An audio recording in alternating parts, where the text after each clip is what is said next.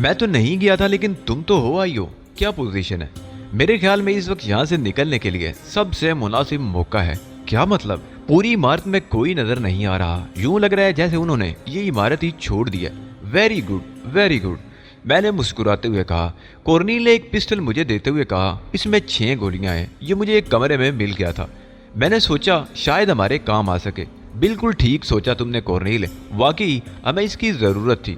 تو پھر کیا خیال ہے، کیوں نہ ہم یہاں سے نکل چلیں؟ کورنیل چند لمحے مجھے دیکھتی رہی اور پھر بولی جیسے تم پسند کرو، لیکن نکل کر جاؤ گے کہاں؟ یہ تو باہر نکل کر ہی سوچیں گے کورنیل، میں نے جواب دیا. تو پھر میں تیار ہوں، وہ بولی. ہم دونوں تہہ خانے کی سیڑھیاں عبور کرنے لگے اور بلاخر ہم باہر پہنچ گئے. کورنیل کے بیان کے مطابق ہر طرف سناٹا طاری تھا. باہر نکلنے کے لیے ہم نے ایک سمت منتخب کر لی اور عمارت کے بیرونی حصے میں آ گئے.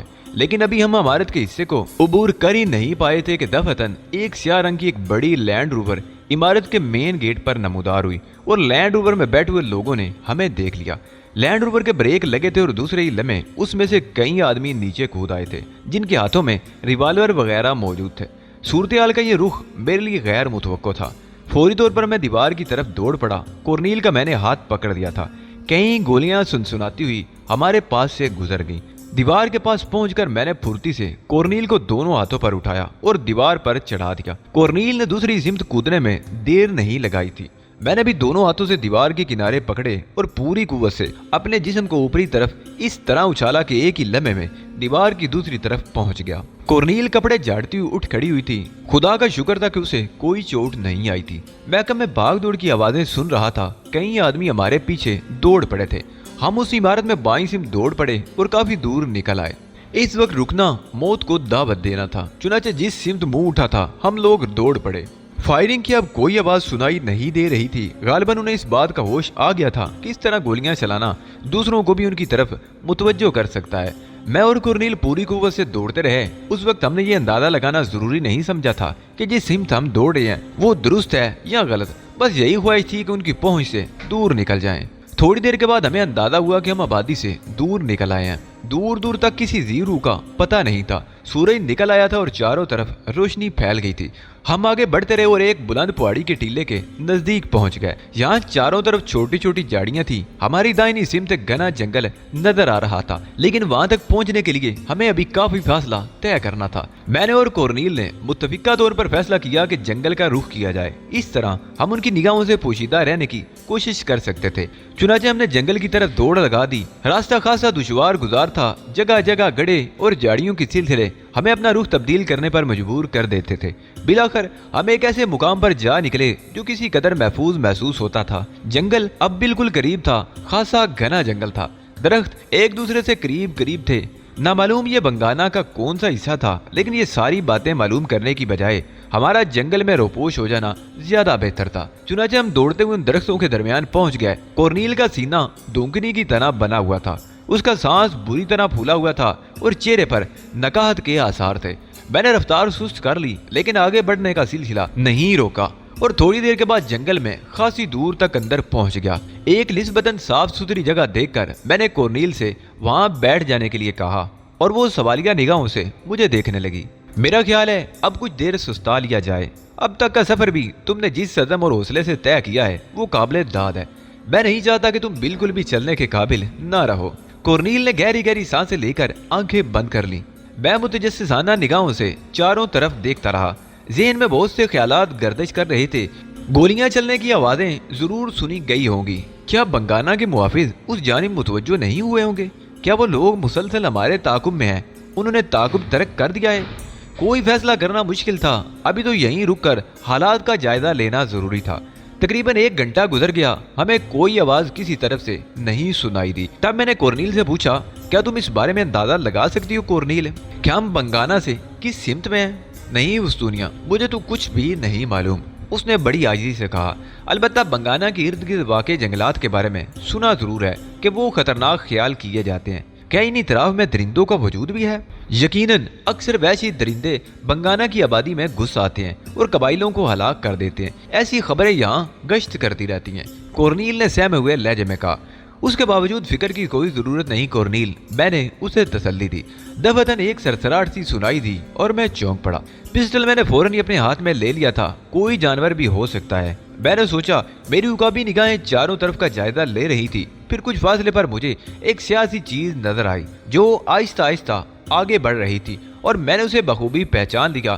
وہ رائفل کی نال تھی۔ اس کا مطلب ہے کہ جانور نہیں، یا انسان ہے، اور انسان جس انداز میں سفر کر رہا تھا یا کر رہے تھے، اس سے یہ اندازہ بھی ہوتا تھا کہ یہ یقیناً ہمارے دشمن ہے جو ہمیں تلاش کر رہے ہیں۔ 3-4 آدمیوں کے قدموں کی آوازیں تھیں جو نمایاں ہو گئی تھی۔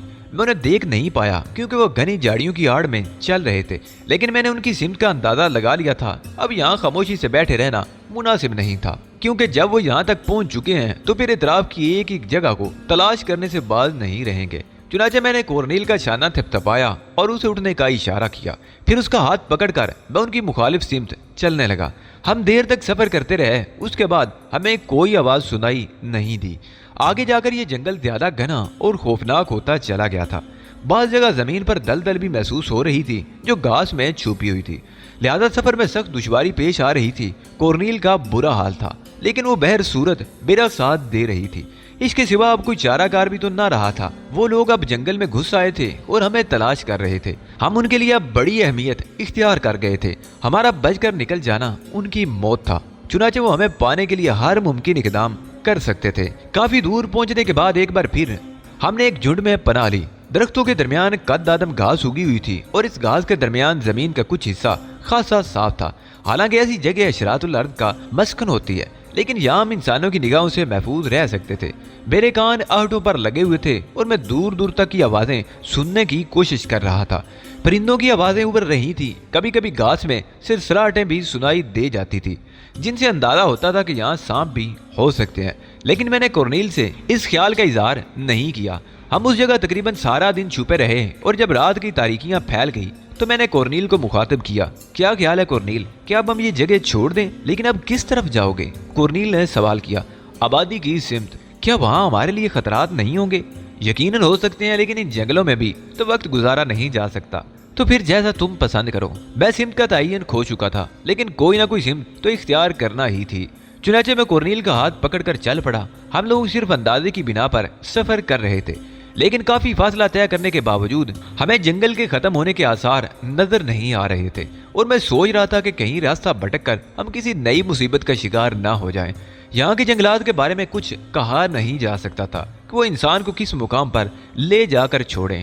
چاند نکل آیا تھا اور چاندنی درختوں سے چھن چھن کر نیچے پہنچ رہی تھی، جس سے بعد حصے اچھے خاصے روشن ہو گئے تھے۔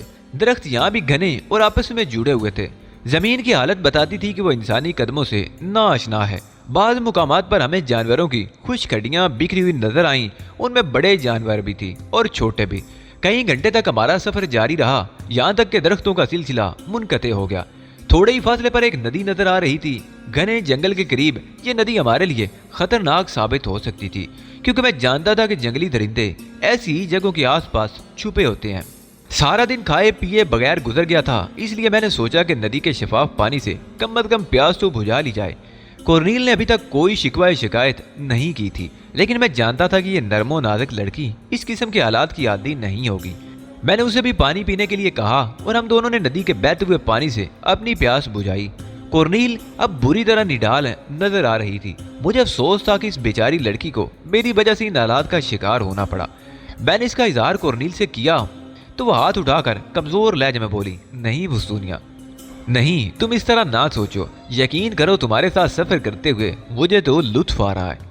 میں نے زندگی میں کبھی اس قسم کے مصائب کا سامنا نہیں کیا، لیکن بعض اوقات مصائب بھی لذت دیتے ہیں، اور مجھے اس کا اب احساس ہو رہا ہے۔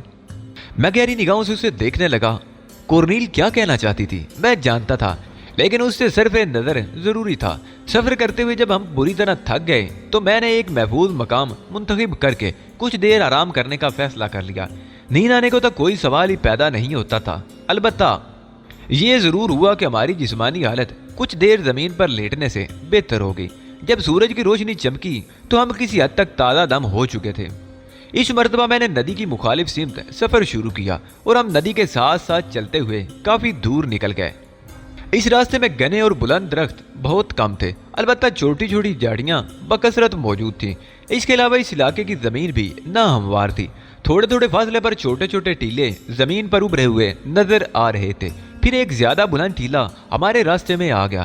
میں نے سوچا کہ اس بلند ٹیلے پر چڑھ کر چاروں طرف کا جائزہ لوں تاکہ کسی مناسب سمت کا تعین کرنے میں مدد طے ہو سکے.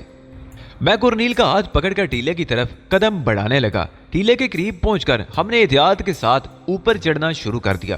لیکن ابھی ہم آدھے ہی راستے پر تھے کہ میں نے دوسری طرف کچھ آہٹیں سنی اور میرے قدم رک گئے. اسی وقت ایک بڑا سا پتھر کورنیل کے پیروں کے نیچے آ کر لڑک گیا اور اس کے لڑکنے کی آواز خاصی زوردار ہوئی. دوسرے ہی لمحے میں نے دوڑتے قدموں کی آوازیں سنی اور میرے ذہن میں ہیجان برپا ہو گیا. اس کا مطلب تھا کہ دوسری طرف موجود افراد کو ہماری یہاں موجودگی کا احساس ہو گیا تھا اور میرا یہ اندازہ درست ثابت ہوا. ٹیلے کی دوسری سمت سے چند مسلح افراد دوڑتے ہوئے اس طرف آ گئے تھے اور انہوں نے اپنی رائفلوں کا رخ ہماری جانب کر دیا تھا. وہ مخصوص قسم کے لباس میں تھے جس سے مجھے اندازہ ہوا کہ وہ لائن آف کروزل کے صحرائی محافظوں میں سے ہے. میرے لیے فوری طور پر یہ اطمینان کی بات تھی مگر مکمل طور پر ان سے کوئی خوش آئندہ توقع بھی نہیں باندھی جا سکتی تھی. میرے پستول میں 6 گولیاں موجود تھیں لیکن ان کا استعمال اس موقع پر ایک احمقانہ حرکت تھی. لہذا میں نے اپنے ہاتھ اوپر اٹھا دیے. کورنیل نے بھی میری تقلید کی. وہ سب گھورتی نگاہوں سے ہمیں دیکھ رہے تھے. کسی نے منہ سے کچھ نہیں کہا تھا. رائفلوں کے رخ ہم دونوں کی جانب تھے. پھر وہ ہم دونوں کو ٹیلے کی دوسری طرف لے گئے. یہاں 2 لینڈ روور موجود تھی. وہ سب گینا توز نگاہوں سے ہمیں دیکھ رہے تھے. میں نے کسی خیال کے تحت اپنے بلند ہاتھوں کے انگوٹھوں کو آپس میں جوڑا اور انہیں چیل کی شکل میں پھیلا دیا. میں اپنی انگلیوں کو جنبش بھی دے رہا تھا تاکہ ان کی توجہ ان کی جانب ہو جائے اور نتیجہ خاطر خواہ نکلا. عقب میں موجود ایک آدمی دوسرے لوگوں کو ہٹاتا ہوا سامنے آیا اور حیران نگاہوں سے مجھے دیکھنے لگا. یہ ایک طویل القامت آدمی تھا. شکل و صورت سے عرب معلوم ہوتا تھا. وہ میرے ہاتھوں کی جنبش دیکھتا رہا. پھر اس نے بھی اپنے دونوں انگوٹھے ملائے اور انگلیوں کو چیل کے پروں کی شکل میں پھیلا دیا. میرے ہونٹوں پر مسکراہٹ پھیل گئی. میں نے اٹھے ہوئے ہاتھ نیچے گرا دیے لیکن اس کے ساتھ ہی دوسرے لوگوں نے رائفلوں کی نالیں سیدھی کر لی تھی. میں تم سے کچھ باتیں کرنا چاہتا ہوں، میں نے اس شخص کو مخاطب کرتے ہوئے کہا. اس نے اپنے آدمیوں کو گردن سے اشارہ کر دیا. پھر وہ مجھے بازو سے پکڑ کر تھوڑا سا آگے لے آئے. دوسرے لوگوں سے کچھ فاصلے پر پہنچ کر اس نے کہا، کہو کیا کہنا چاہتے ہو؟ کیا میں نے جو نشان تمہیں دکھایا ہے کافی نہیں ہے؟ کافی ہے، لیکن تم کون ہو اور یہ لڑکی کون ہے؟ میرا تعلق کسی مشن سے ہے دوست، جس کے لیے ہم نے ایک دوسرے سے اپنے کوڈ کا تبادلہ کیا ہے. وہ شخص گہری نگاہوں سے مجھے دیکھنے لگا اور پھر آہستہ سے بولا، اگر یہ بات ہے تو تمہیں میرے ساتھ بنگانا چلنا ہوگا. میں خود بھی یہی چاہتا ہوں اور اس سلسلے میں تم سے درخواست ہے کہ جس قدر جلد ہو سکے مجھے بنگانا پہنچا دو. یہ لڑکی بھی ساتھ جائے گی؟ اس نے سوال کیا. یقیناً، اس میں بھلا کیا شک ہو سکتا ہے، میں نے جواب دیا. وہ اپنے ساتھیوں کے نزدیک پہنچا اور ان سے مدھم لہجے میں گفتگو کرتا رہا اور اس کے بعد اس نے مجھے اور کورنیل کو اپنے ساتھ آنے کا اشارہ کیا. لیکن شاید اب بھی وہ میری طرف سے مطمئن نہیں تھا. میں نے محسوس کیا کہ وہ لوگ نہایت الرٹ مجھ پر نگاہ رکھے ہوئے ہیں. تھوڑی دیر بعد ایک لینڈ روور ہم دونوں کو لے کر بنگانا چل پڑی.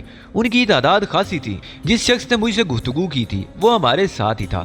لینڈ روور میں داخل ہونے سے پہلے اس نے میری اور کورنیل کی تلاشی بھی لے ڈالی تھی اور میرا پسٹل اپنے قبضے میں لے لیا تھا. میں ان کی اس احتیاطی تدابیر سے ناخوش نہیں تھا. انہیں اپنے فرائض منصبی انجام دیتے ہوئے اتنا ہی چوکس ہونا چاہیے تھا.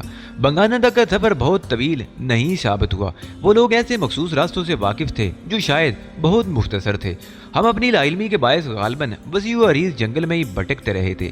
دوپہر کے وقت ہم بنگانا میں داخل ہوئے. لینڈ روور ایک عمارت کے سامنے رک گئی جس کے صدر دروازے پر مسلح افراد موجود تھے. اندر داخل ہونے کے لیے انہوں نے باقاعدہ اجازت نامے دیکھے. ہم لوگوں پر گہری نگاہیں ڈالیں اور اس کے بعد لینڈ روور کو اندر جانے کی اجازت دے دی گئی. ہمیں یہاں لانے والا اب بھی الرٹ تھا، ہمارے ساتھ چل رہا تھا. عمارت کے ایک کمرے میں پہنچ کر اس نے سپاٹ لہجے میں کہا، میں اب دونوں کے بارے میں چیف کو اطلاع دے دیتا ہوں. چیف اس سلسلے میں آپ سے جلد ہی ملاقات کریں گے. میں نے آنکھیں بند کر کے گردن ہلا دی اور وہ چلا گیا. کورنیل اب تک حیران تھی. ویسے اسی دوران اس نے کچھ بولنے کی کوشش نہیں کی تھی. جب وہ چلا گیا تو اس نے سوالیہ نگاہوں سے مجھے دیکھا اور پھر آہستہ سے بولی، تم نے ان لوگوں کو شیشے میں کیسے اتار لیا؟ یہ تو 100% عرب محافظ ہیں. تماشا دیکھتی رہو کورنیل، کیا ہوتا ہے، میں نے گول مول جواب دے دیا. تھوڑی دیر کے بعد چند افراد کمرے کے دروازے کے پاس پہنچ گئے. ان میں وہی شخص نمایاں تھا جو مجھے یہاں لایا تھا. پھر اس نے کہا، تم دونوں چیف کے پاس چلو گے یا کوئی ایک؟ میرا خیال ہے میری ساتھی لڑکی کو یہیں رہنے دیا جائے. कॉर्नील का मुंह एक लम्हे के लिए खुला और फिर बंद हो गया। वो मेरे फैसले पर सर झुकाने की आदी हो चुकी थी। एक रायदारी से गुजरने के बाद मुझे एक बड़े कमरे में लाया गया जिसके दरमियान एक मेज पड़ी हुई थी और उस मेज के पीछे एक बारी बरकम अरब बैठा हुआ था। चेहरे से ज़हीन आदमी मालूम होता था। 2 अफराद और भी उसके पास मौजूद थे। मेरे लिए एक कुर्सी उसकी मेज के सामने खिसका दी गई। लाने वाले मुझे यहाँ छोड़कर वापस चले गए थे। मैं इत्मीनान से कुर्सी पर बैठ गया। फिर मैंने आहिस्ता से कहा, मैं आपका तारुफ हासिल कर सकता हूँ मिस्टर? तुम मुझे हसन बिन इब्राहिम कह सकते हो, उसने नरम लहजे में कहा। वैसे उसकी तेज निगाहें मेरे जिस्म पर जमी हुई थी। सुना है तुमने अपने दोनों अंगूठे मिलाकर चील का निशान बनाया था। उस निशान के बारे में क्या जानते हो? ये निशान लाइन ऑफ करूदल के मुआवजों के लिए हाल ही में मुंतखब किया गया है और एक मखसूस मिशन पर काम करने वालों के दरमियान शनाख्त का जरिया है। गोया तुम ये कहना चाहते हो कि तुम्हारा ताल्लुक लाइन ऑफ करूदल के मुआवजों से है? हाँ मिस्टर हसन। कौन से ग्रुप से ताल्लुक है तुम्हारा और किस हैसियत के मालिक हो? उसने नरम लहजे में कहा। बस अरबों के मफादात के लिए काम करने वाला एक नाचीज खादम हूँ, कोई हैसियत नहीं है मेरी। मैं चाहता हूँ कि लाइन ऑफ करूदल के तहफ़्फ़ुज़ के लिए काम करने वाले अहम अफराद में से किसी से फौरी तौर पर मेरा राब्ता कायम करा दिया जाए। उनमें से किसी का नाम बता सकते हो? गाजी नासर, मसूद तला, हिशाम नसीरी, फरहाद सलामिया या अबू हातम, उनमें से जो भी करीब तर मौजूद हो उसे मेरे बारे में इतला दे दो। तुम्हारा नाम क्या बताया जाए? तुम उनसे कह सकते हो कि अली यार खान तुम्हारे पास पहुंचा है। क्या? उसका मुंह हैरत से खुल गया। फिर वो कुर्सी छोड़कर खड़ा हो गया। क्या नाम लिया तुमने? अली यार खान। वो शख्स साकित रह गया था। चंद लम्हे फटी फटी निगाहों से मुझे देखता रहा। फिर आहिस्ता से मेज पर कूनियां रखकर खड़े खड़े झुका और मेरे चेहरे को भगोर देखने लगा। अगर ये बात है तो मुझे चाहिए कि मैं अपने तमाम आदमियों को यहाँ बुलाकर कोड़े लगवाऊं। उन्हें सबसे पहले आपका नाम पूछना चाहिए था। नहीं हसन, मैं उनकी कारकर्दगी से खुश हूँ। उन्होंने मेरे साथ कोई रायत नहीं बरती और वही कुछ किया जो उन्हें करना चाहिए था। फिर भी कम अज कम उन्हें आपका नाम तो मालूम होना चाहिए। बहरहाल मैं आपका मद्दा हूँ और ये मेरी खुश नसीबी है कि आज आपसे मुलाकात हो गई। उसने दोनों हाथ मुसाफे के लिए बढ़ा दिए। सूरत हाल बिल्कुल ही बदल गई थी। मैंने उससे पुरतपाक मुसाफा किया और फिर आहिस्ता से बोला, अगर आप चाहें तो मैं अपने चेहरे से ये मेकअप उतार दूं। अरे नहीं। हसन ने एक बार फिर मेरे करीब पहुंचकर मेरी पेशानी को बोसा दिया और कहने लगा, मैं अपने जज्बात का इजहार नहीं कर सकता अली यार खान साहब। आप हमारे लिए किस हद तक काबिल एहतराम है, मैं इसका इजहार नहीं कर सकता। आप फरमाएं, मैं आपके लिए क्या कर सकता हूँ? हसन बिन इब्राहिम के चेहरे की तमाम तर करख्तगी दूर हो गई थी और मेरे सामने बिछा जा रहा था। मैं चाहता हूँ हसन कि जिन अफराद का मैंने नाम लिया है उनमें से किसी से मेरी मुलाकात जल्द अज जल्द करा दी जाए। मैं अभी अपना आदमी भेजता हूँ। अबू हातिम यहाँ मौजूद हैं, उनसे मुलाकात मुनासिब होगी। बिल्कुल फौरन अबू हातिम को यहाँ बुला लें, लेकिन आप यहाँ ना रुकें। आइए मैं आपको हरामगाह दिखा देता हूँ। गो वो आपके काबिल तो नहीं होगी मिस्टर अली, लेकिन बैर तौर आप उसे कबूल कीजिए। हसन ने कहा और अपनी जगह से उठ गया। अब सारा खेल मेरे काबू में था। जिस इमारत में मुझे पहुंचाया गया था वो इस इमारत से चंद गज के फासले पर थी, लेकिन खासी बेहतर थी। एक आरामदेह कमरे में मुझे पहुंचाकर हसन बिन इब्राहिम ने कहा, कोई ज़रूरत हो तो मैंने एक खादम दरवाजे पर छोड़ दिया है, आप उसे बता दे। मेरे साथ एक लड़की भी है हसन, उसे यहीं पहुंचा दे। मैंने कहा, बहुत बेहतर, अभी थोड़ी देर में वो आपके पास पहुंच जाएगी। हसन ने कहा और चला गया। ज्यादा देर नहीं गुजरी थी कि कॉर्नील मेरे पास पहुंच गई। उसके चेहरे पर बदस्तूर तजस्सुस था। मैंने मुस्कुराते हुए उसका खैर मकदम किया और कॉर्नील भी मुस्कुराती हुई मुझसे थोड़े फासले पर एक कुर्सी पर बैठ गई। मैंने उसकी मुस्कुराहट का सबब उससे पूछा तो वो आहिस्ता से बोली, कोई खास बात नहीं, बस तुम्हारी शख्सियत पर गौर करके हंस रही थी। तुम हालात को किस तरह काबू में कर लेते हो, ये अभी तक मेरी समझ में नहीं आया। कोई खास बात नहीं कॉर्नील, लगन सच्ची हो और मकासद नेक हो तो कोई मुश्किल नहीं रहती। खुद बखुद रास्ते बनते चले जाते हैं और इंसान मंजिल तक पहुंच जाता है। तुम अपनी मिसाल ले लो, तुम्हारा ताल्लुक मेरे मुखालफिन में से था, लेकिन तुम मेरी मदद पर आमादा हो गई। अब बताओ तुमने मेरे लिए इतना बड़ा खतरा क्यों मोल लिया था? इसलिए कि मैं पागल हूँ, कॉर्नील ने जवाब दिया। तो फिर मुमकिन है ये लोग भी पागल हों, मैंने मुस्कुराते हुए कहा, और कॉर्नील बेइख्तियार हंस पड़ी। मैं दिलचस्प निगाहों से उसे देख रहा था। वो हंसती रही और फिर बोली, नहीं, ये मेरी तरह के पागल नहीं हो सकते। कॉर्नील की बात पूरी भी नहीं हुई थी कि वही खादम अंदर आ गया। उसने एक ट्रे हमारे सामने रख दी। ट्रे में खुश्क मेवे और कॉफी के बर्तन रखे हुए थे। ये सामान रखकर वो चला गया। कॉर्नील को मैंने इशारा किया तो वो अपनी जगह से उठ गई और कॉफी की एक प्याली बनाकर मेरे सामने रख दी और फिर दूसरी प्याली खुद लेकर बैठ गई। हम मेवा और कॉफी से शुगल करते रहे। बाकी वक्त हमने बातें करके गुजारा और फिर रात हो गई। हमें कमरे में ही खाना दिया गया, फिर हम आराम करने लेट गए।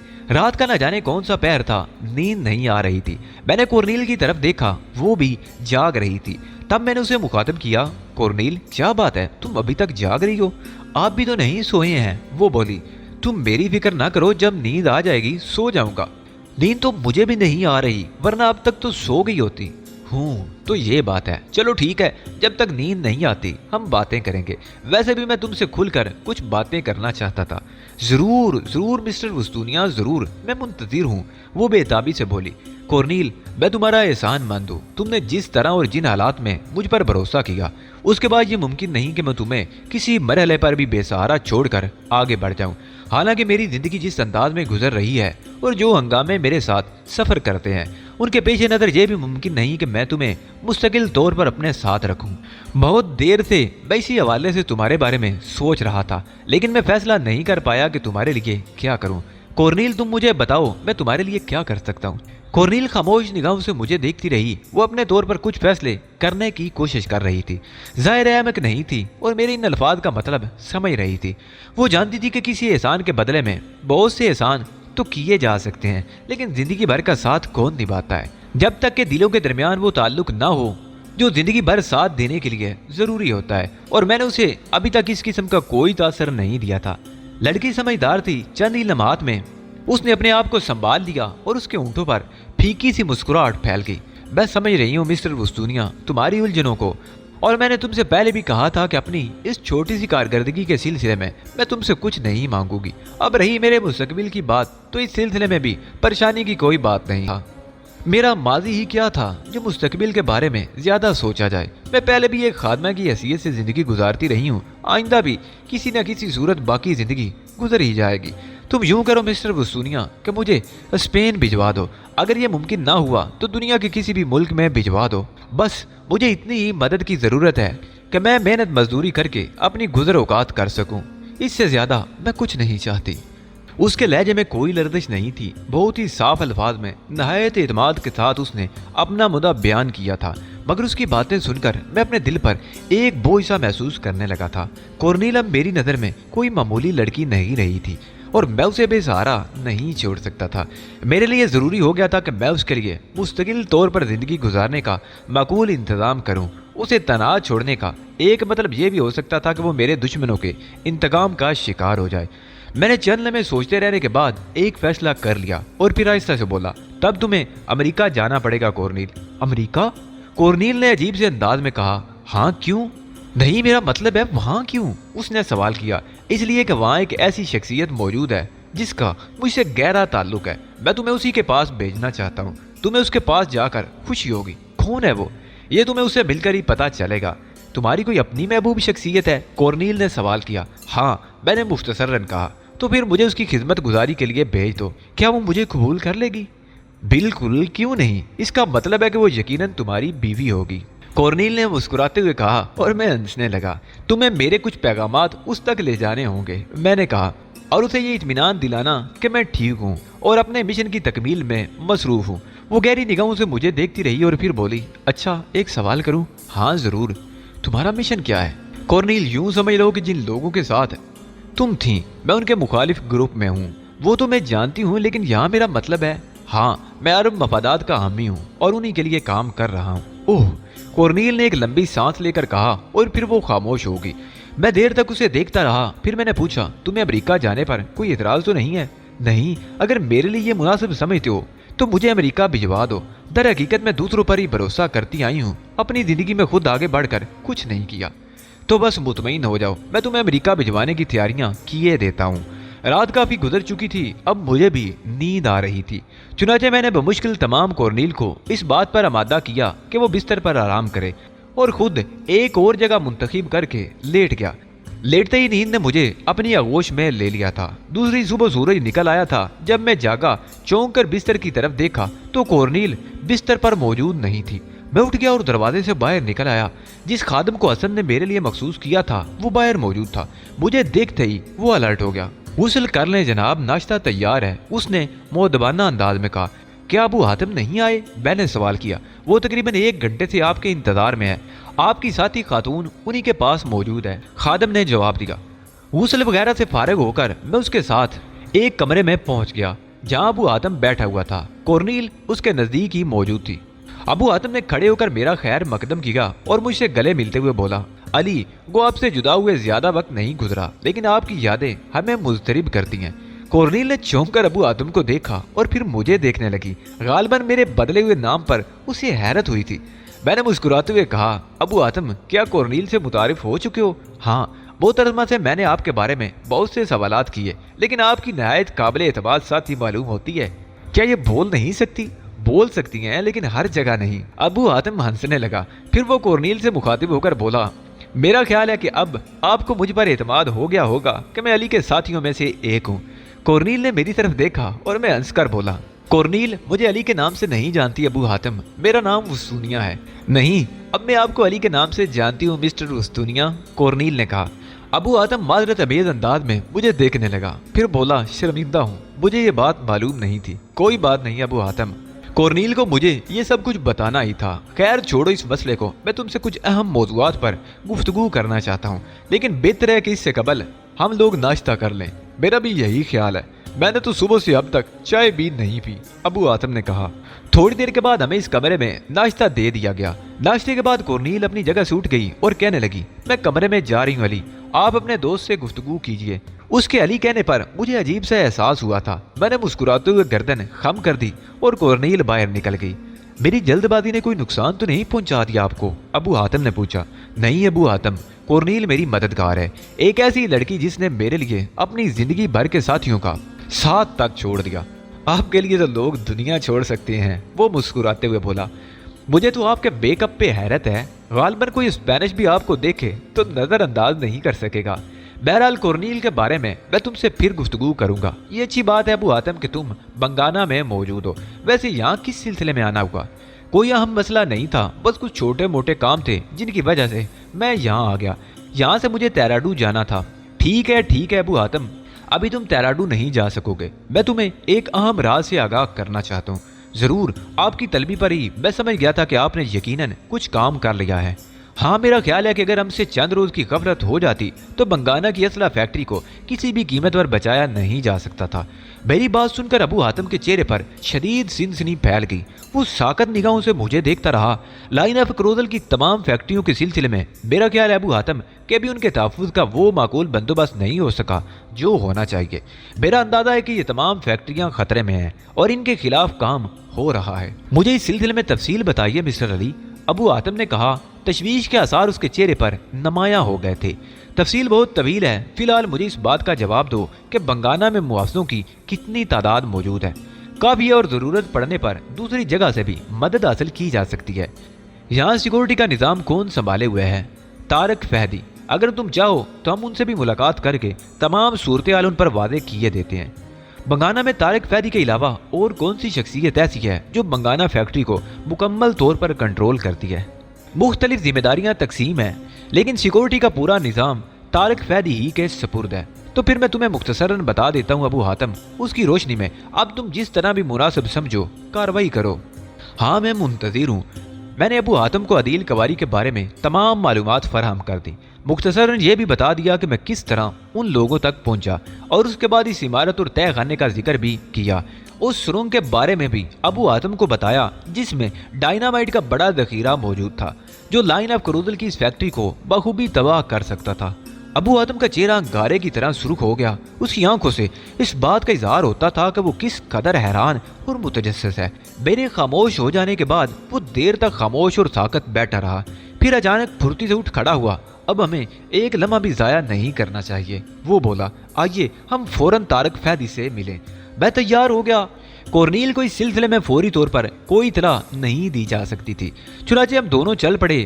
طارق فہدی ایک پروکار شخصیت کا مالک انسان تھا۔ ابو حاتم کے ساتھ مجھ سے مل کر اس نے مسرت کا اظہار کیا اور پھر ابو حاتم کے متجسس چہرے کو دیکھ کر بولا، کوئی خاص اطلاع لے کر آئے ہیں آپ کے چہرے سے اس بات کا اندازہ ہوتا ہے۔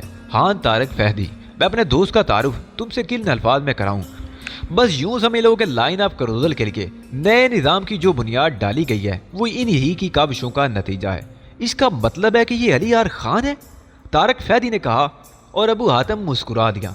तुमने दुरुस्त अंदाज़ा लगाया मेरे दोस्त। अब एक इतला और है तुम्हारे लिए, और वो ये कि तुम्हारा सिक्योरिटी का निज़ाम यहाँ बिल्कुल नाकारा साबित हुआ है। ओह मेरी बदकिस्मती है ये, लेकिन कैसे? जवाब में मेरी सुनाई हुई कहानी अबू हातिम ने मुख्तसरन तारक फैदी को सुना दी।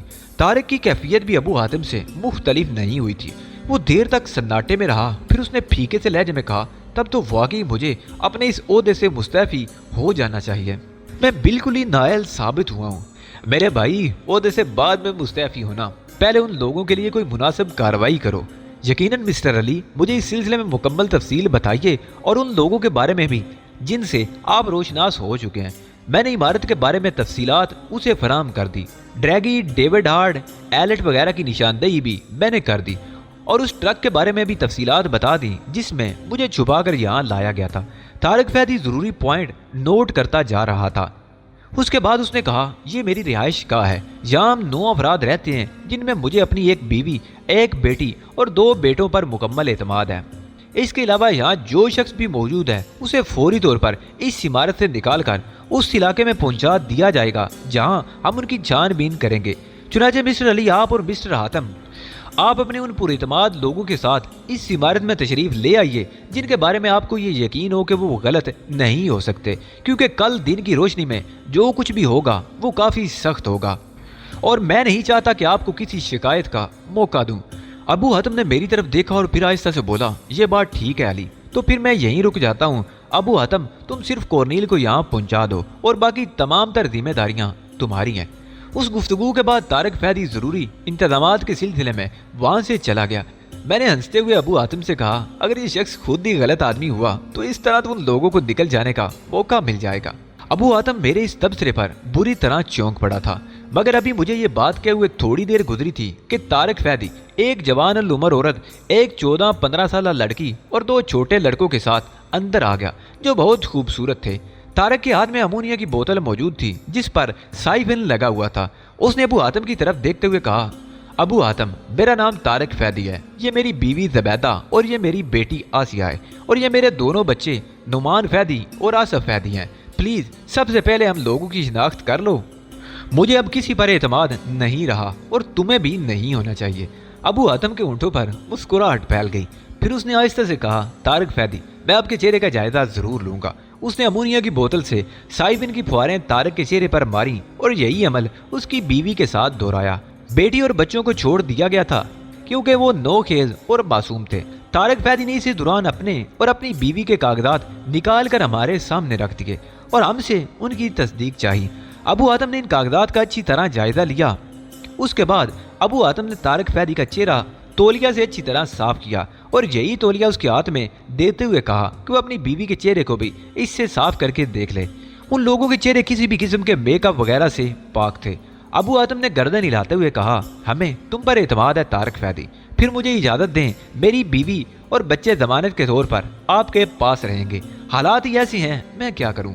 तारक फैदी कुछ ज़्यादा ही बददिल नजर आता था। उसके बाद वो क्या कुछ करता मुझे नहीं मालूम। थोड़ी देर के बाद अबू हातिम के पास 5 साथी और कॉर्नील इस इमारत में आ गए और उसके बाद इस इमारत के गिर्द पहरा लगा दिया गया। दूसरे दिन के हालात हमें नहीं मालूम हो सके थे। दोपहर के 1 बजे तक तारक फैदी वापस नहीं आया, लेकिन 1:40 के करीब वो वापस आ गया। उसने मुझसे और अबू हातिम से सर्द लहजे में कहा, आप लोग भी इनका जायजा ले लें जिन्हें हमने गिरफ्तार किया है, और हाँ, मैंने लाइन ऑफ करोदल की तमाम आबादियों को भी इस वारदात की इतला दे दी है। उनसे कह दिया है कि वो फौरी तौर पर अपना काम बंद करके अपनी आबादियों में मौजूद एक एक फर्द के बारे में छानबीन कर लें। यह आपने बहुत अच्छा किया तारक, ये काम हमें इसके बाद करना था।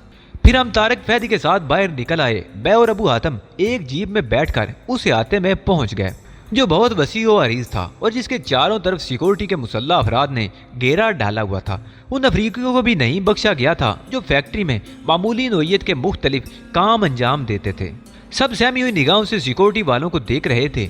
उनमें इस कंपनी के तमाम अफराद मौजूद थे जो सब्जी सप्लाई करते थे। इसके अलावा जख्मी ड्रैगी को भी गिरफ्तार कर लिया गया था। एलर्ट भी था और दूसरे बहुत से अफराद जिनके बारे में अब ये तस्दीक हो गई थी कि वो अदील कवारी वगैरह के साथियों में से हैं।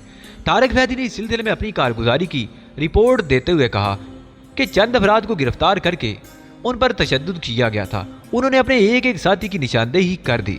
इस इमारत को कब्जे में ले लिया गया है और डायनामाइट के माहिरीन वहां से बक्स निकाल लाए हैं। असला फैक्ट्री में काम बंद कर दिया गया है और हर शख्स को यहाँ अहाते में तलब कर लिया गया है। अब बंगाना के इतराफ में तकरीबन 5-5 मील कोई ऐसा फर्द नहीं जो इस वक्त यहाँ मैसूर ना हो।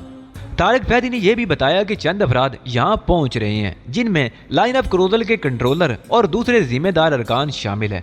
ये तमाम कार्रवाई जारी रही 5 दिन तक। न सिर्फ बंगाना बल्कि लाइन ऑफ क्रोदल की तमाम फैक्ट्रियों में एक एक शख्स की चेकिंग का काम होता रहा। दूसरे दिन वो तमाम लोग पहुंच गए जो सिक्योरिटी से मुतल्लक थे।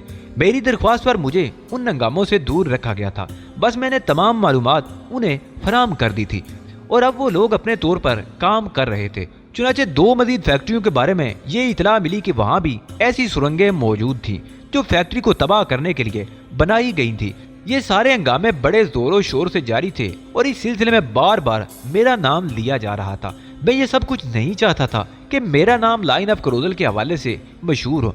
अब मेरे सबसे प्यारे दोस्त ओली बावड़ का इस तरफ मुतवज्जो होना जरूरी था। यह मालूम होने के बाद कि मैं लाइन ऑफ क्रोदल के लिए काम कर रहा हूँ, वो यकीनन बेचैन हो जाएगा और इस तरफ दौड़ा चला आएगा। इस तरह मेरी तवज्जो 2 मुहादों पर बढ़ सकती थी और मैं यकसोई से स्टीफन ब्रैकोडा को तलाश नहीं कर सकता था। मसूद तला, गाजी नासर और शाम नसीरी भी बंगाना आ गए थे। फाखरा यकूबी भी पहुंच गई थी। उन लोगों ने मुझसे मुलाकात की थी लेकिन अभी तफसीली गुफ्तगू का मौका नहीं मिला था। वो सब के सब इस नई सूरत हाल से निमटने में मसरूफ थे। 5 दिन के बाद तकरीबन तमाम काम खत्म हो गया। बंगाना फैक्ट्री में 6ठे दिन से दोबारा काम शुरू हो गया था, लेकिन बहुत से ऐसे लोगों की कमी हो गई थी जो इस फैक्ट्री में अहम ओहदों पर मौजूद थे। उनकी जगह नए लोगों को लाना था। ये तमाम ओहदेदार जिन्हें उनकी जगह से माजूल करके गिरफ्तार कर लिया गया था, दुश्मनों के आलाकार साबित हुए थे। 7वें दिन तकरीबन सभी फारिग हो गए। बम्बार्डों और तेराडू से आने वाले वापस चले गए। उसी रात बंगाना की एक खूबसूरत इमारत में मुझे रात के खाने पर मदऊ किया गया और मैं कॉर्नील के साथ वहां पहुंच गया। एक बड़े से हाल में गिने चुने अफराद मौजूद थे। मेरे तमाम शनासा तारिक फैदी और अबू हातिम वगैरह भी यहाँ मौजूद थे। फाखरा याकूबी ने पुरजोश अंदाज में मेरा इस्तकबाल किया और फिर मेरे हवाले से एक तारुफी तकरीर भी कर डाली।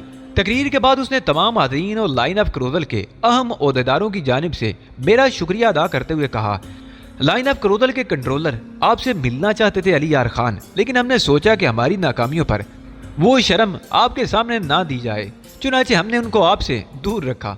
अब आप हमें बताएं कि आपका आइंदा प्रोग्राम क्या होगा और हमारे लिए आपके अहकामात क्या हैं। फाखरा के बैठ जाने पर मैंने कहा, यहाँ मुझे जो इज्जत दी जा रही है और जिस अंदाज में मेरी तारीफ की गई है, मैं खुद को इसके लायक नहीं पाता। अलबत्ता आप सबकी मोहब्बत और बेपाया खुलूस ने मुझे बेहद मुतासर किया है। मैं इसे कभी नहीं भूल सकता। अपने आइंदा प्रोग्राम के बारे में यही कहूँगा कि मेरा मिशन ही यहाँ स्टीफन ब्राकोडा की तलाश है। मैं जब तक उसको कैफरे किरदार तक नहीं पहुंचा दूंगा चैन से नहीं बैठ सकता। और इस मौके पर मैं ये मालूम करना चाहता हूँ कि जिन लोगों को गिरफ्तार किया गया उनके खिलाफ क्या कार्रवाई की गई है। उन सबको टेराडू पहुंचा दिया गया है और वहाँ उन्हें कैद कर दिया गया है। कंट्रोलर इस सिलसिले में तमाम ममालिक से राब्ता कायम किए हुए है और वहाँ से उनके लिए हदायत का इंतजार किया जा रहा है। फाखरा ने जवाब दिया, गुड, चलिए ठीक है, मैं जानता हूँ कि उनके लिए मुनासिब ही फैसला किया जाएगा। अलबत्ता आप लोगों ने मेरी पब्लिसिटी करके ओली बावड़ को सहराए आजम का सफर करने पर मजबूर कर दिया है। यकीनन वो यहाँ पहुंचेगा, मैं उससे खौफजदा नहीं, लेकिन यूं समझिए कि अब मुझे 2 तागूती कुव्वतों से मुकाबला करना होगा, यानी स्टीफन ब्राकोडा और ओली बावड़। चुनांचे अब इस सिलसिले में मुझे कुछ नए प्रोग्राम तरतीब देने होंगे जिनके लिए मैं कम अज कम 15 दिन का वक्त जरूर लूंगा। जैसा मुनासिब समझे। हम में से हर शख्स आपसे हर वक्त ताउन करने के लिए तैयार है। हम अंदाजा लगा चुके हैं अली कि आपकी रहनुमाई के बगैर हमारे लिए कुछ करना मुमकिन ही नहीं। चुनांचे मैं तजवीज़ पेश करती हूँ, इस बार आप अपने लिए कोई अलग प्रोग्राम तरतीब ना दें, बल्कि हम सब को भी अपने साथ रखते हुए मंसूबे के काम का आगाज करें। हम आपकी मातहती में काम करते हुए खुशी महसूस करेंगे। इस मौजू पर हम दूसरी मीटिंग में गुफ्तगू कर लेंगे। मैंने कहा, यकीनन यकीनन, क्या ये बेहतर नहीं होगा कि अब खाने की तरफ तवज्जो दी जाए? गाजी नासर ने मुस्कुराते हुए कहा और तमाम अफराद उठ खड़े हुए। हम सब खाने की मेज पर जा बैठे। کھانے کے دوران بھی مختلف موضوعات پر گفتگو ہوتی رہی۔ کورنیل بیچاری اس محفل میں احساس کمتری کا شکار ہو رہی تھی۔ میں نے اس کے لیے بھی اس وقت گفتگو کر لینا مناسب سمجھا۔ اس مسئلے کے لیے میں نے مسعود طلح کا انتخاب کیا تھا۔ چنانچہ کھانے کے اختتام پر جبکہ تمام لوگ اپنے اپنے طور پر گفتگو میں مصروف تھے، میں نے مسعود طلح کو اشارے سے اپنے قریب بلا لیا۔ مجھے تم سے ذاتی طور پر کچھ کام ہے مسعود طلح۔ میری خوش نصیبی ہے علی، کہیے۔ مسعود طلح بولا، یہ لڑکی جو میرے ساتھ موجود ہے، اس کے بارے میں تقریباً سب کچھ میں تمہیں بتا چکا ہوں۔ میں اسے امریکہ بھجوانا چاہتا ہوں۔ مطمئن رہیے، یہ بآسانی کام ہو جائے گا۔ نہیں مسعود، جتنا آسان تم سمجھ رہے ہو یہ اتنا آسان کام نہیں۔ یہ مت سمجھنا کہ جن لوگوں کو تم نے گرفتار کر لیا ہے صرف وہی یہاں مصروف ایک کار تھے۔ نہ معلوم ابھی ان کے کتنے ساتھی کہاں کہاں موجود ہیں اور وہ اس لڑکی کے لیے خطرہ بن سکتے ہیں۔ یوں سمجھ لو کہ یہ میری امانت ہے جس کی حفاظت